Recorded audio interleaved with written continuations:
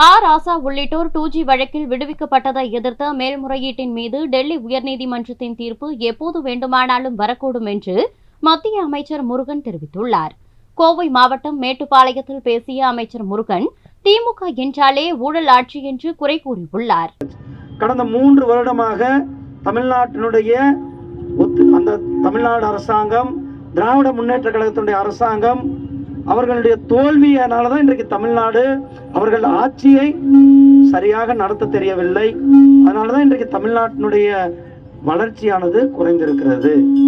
திராவிட முன்னேற்ற கழகம் ஊழலுடைய ஆட்சி. நம்மளுடைய ராஜான்னா என்ன பேரு?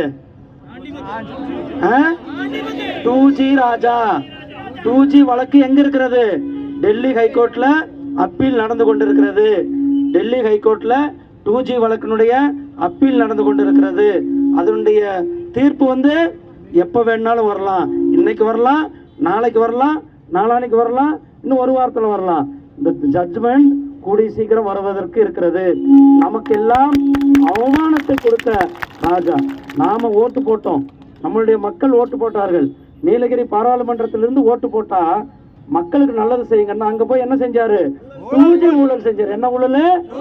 2G ஊழல் செஞ்சு தமிழனுக்கும் நீலகிரி சார்ந்த பாராளுமன்ற உறுப்பினர் மக்களுக்கும் இந்த பகுதியை சேர்ந்த குறிப்பாக நம்முடைய மேட்டுப்பாளையத்தை சேர்ந்த மக்களுக்கு தலைக்குழுவை ஏற்படுத்திய ராஜா நமக்கு தேவையில்லை என்று மக்கள் விரும்புகிறார்கள்.